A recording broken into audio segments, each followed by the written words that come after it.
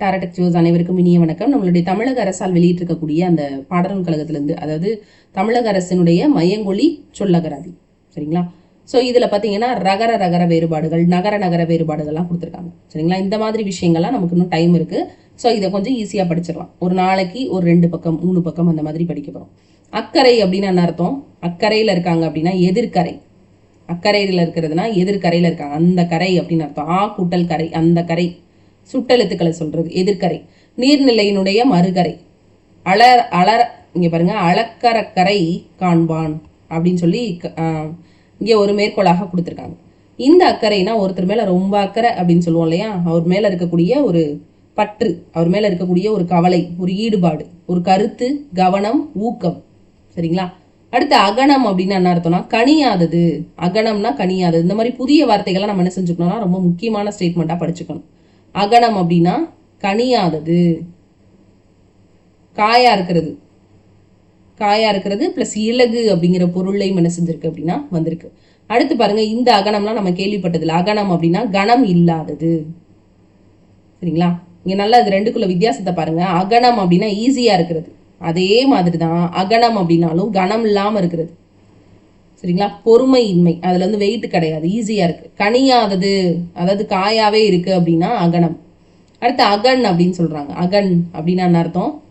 அருகு, அருகு அல்லது அண்மை. அகன் அருகு அல்லது அண்மை. இந்த மாதிரி ஸ்டேட்மெண்ட்லாம் ரொம்ப முக்கியமா பார்த்து வச்சுக்கணும். அடுத்து பாருங்க, வள்ளுவர் சொல்வார்ல, அகனமிருந்து ஈதலின் நன்றே அப்படின்னு சொல்வார். அகன்னா உள்ளம். அகன்ற அப்படின்னு சொல்லக்கூடிய அது ஒரு பெயரச்சம். காதல், கணவன், உள். அகன்னா உள், மனது. வினை முதலில் வரக்கூடிய ஒரு விகுதி அப்படின்னு சொல்றாங்க. அகன்றன்ற பெயரச்சம். அகன்ற அகரத்துல முடிஞ்சிருக்கு இல்லையா? இரு குட்டலா ஒரு எச்ச சொல். இது எந்த விதமான முற்றும் பெறல. பக்கத்துல வரக்கூடிய சொல் கண்டிப்பா என்ன சொல்லா இருக்கும்? ஒரு பெயர் சொல்லாக இருக்கும். அகன்ற உலகம், சரிங்களா? அப்ப அகன்ற எனும் பெயரச்சம். காதல், அகன்னா காதல், அகம் அப்படின்னு வரும். கணவன், அகன் கணவன்.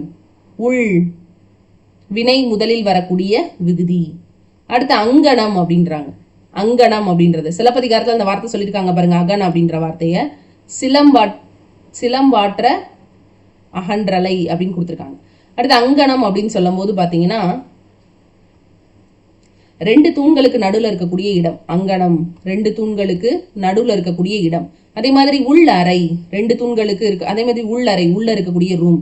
கடுமரம், சாய்கடை, சேரு, 10 அப்படின்னாலும் அங்கனம்னு சொல்லுவாங்களாம். பரப்பு, பொறிகாரம், முற்றம், வெண்காரம், மதகு.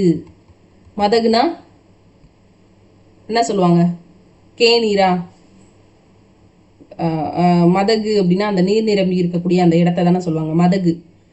அடுத்து அங்கனம். இந்த அங்கனம் இது ரெண்டுமே ரொம்ப முக்கியமானது, பார்த்து வச்சுக்கோங்க. அங்கனம் அப்படின்னு சொல்லும் போது வந்து பாத்தீங்கன்னா கடுக்காய் மரம், அப்படி, அங்கன், இதெல்லாம் வந்து இதுல கொடுத்துருக்கக்கூடியது, அங்கனத்துல வந்திருக்கக்கூடிய ஒரு விஷயம், சரிங்களா? அங்கனம். அடுத்து பாருங்க, அங்கனி, அங்கனி, இது ரெண்டையும் பாருங்க. அங்கனி அப்படின்னு என்ன அர்த்தம்?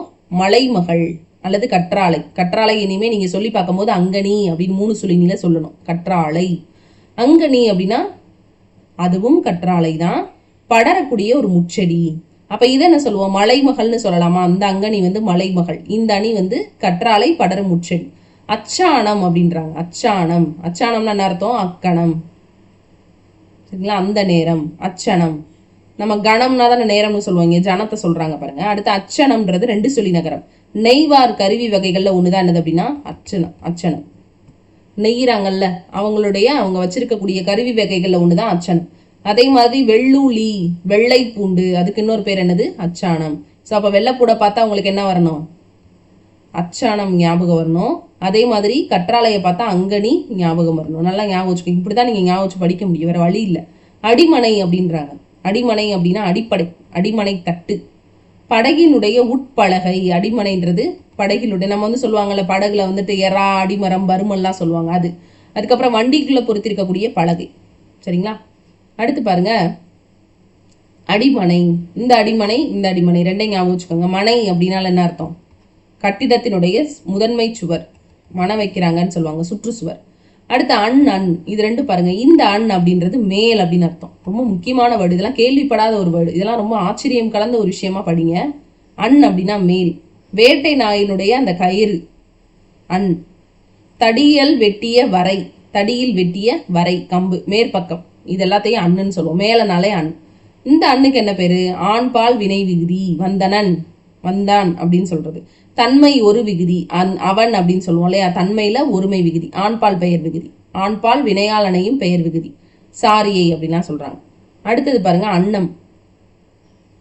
ஸோ அன்னம் அப்படின்னு சொல்லும் போது இந்த அன்னம் அப்படின்னா மேல்வாய் அல்லது அன்னம் நுனிய அந்த உள்நாக்கு. இந்த அன்னம்னா என்ன அர்த்தம்? அன்னப்பறவை, அது நமக்கு தெரியும். ஆனா கவரிமான் அப்படின்றதும் இந்த அன்னத்தை குறிக்கக்கூடியது தான். நிலம்னாலும் அன்னம், குளம்னா நமக்கு நிலம்னு தெரியும், இன்னொன்று என்னது அன்னம்னாலும் நிலம். அடுத்து பாருங்க அண்ணன் அப்படின்னா தமையன். அண்ணன்னா தமையன், முன்னாடி பிறந்தவன். நம்ம அண்ணன்னா தமையன், சரிங்களா? அண்ணன் அப்படின்னா என்ன அர்த்தம்?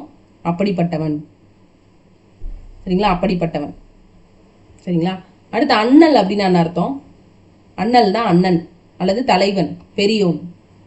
இந்த அண்ணல் அப்படின்னா புகை, ரொம்ப முக்கியமான வேர்டு பாருங்க. அண்ணல்னா புகை. அன்னார் அப்படின்னா அத்தகையோர் அப்படின்னு சொல்ல மாட்டோம். அன்னார்னா பகைவர், சரிங்களா? அன்னார் அப்படின்னா பகைவர், ரொம்ப முக்கியமான வேர்டு. தமையர் அப்படின்னு சொல்றாங்க, சரிங்களா? அன்னார் அப்படின்னா கல்நார், சரிங்களா? இதோட இந்த 2 பக்கங்கள்ல இருக்கக்கூடிய நம்ம அந்த மயங்கொலி சொற்கள்ல இருக்கக்கூடிய வேர்ட்ஸ் படிச்சிருக்கோம். ஸோ இதையும் நீங்க நல்லா ரிவிஷன் பண்ணுங்க, மரபு தொடரையும் ரிவிஷன் பண்ணுங்க. நாளைக்கு அடுத்த கிளாஸ்ல பார்க்கலாம்.